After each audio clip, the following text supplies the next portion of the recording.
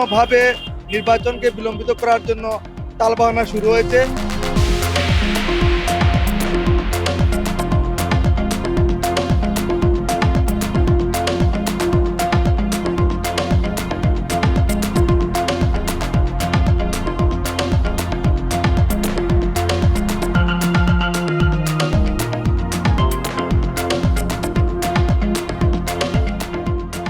যে কোনো দেশেই নির্বাচিত সরকার থাকাটা অত্যন্ত জরুরি।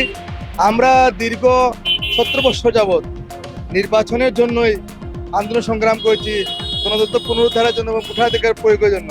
আপনারা জানেন 3,40,00,000 তরুণ ভোটার দীর্ঘ 3টি টার্মে ভোট দিতে পারে নাই। প্রত্যেকেই চাচ্ছে তাদের ভোটাধিকার প্রয়োগ করার জন্য।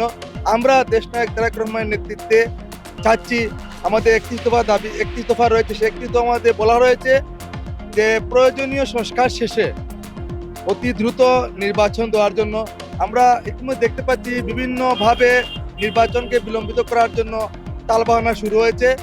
দেশবাসী এই তালবাহানা কখনো মেনে নেবে না। আপামর জনগণও চাচ্ছে অতি দ্রুত যাতে নির্বাচনটা হয় এবং জনগণের সরকার যাতে জনগণের হাতে পৌঁছে দেওয়া হয়, সেই ব্যবস্থায় অন্তর্বর্তী সরকারের কাছে আমরা দেশবাসী দাবি জানাচ্ছি, পাশাপাশি বিএনপিও দাবি জানাচ্ছে।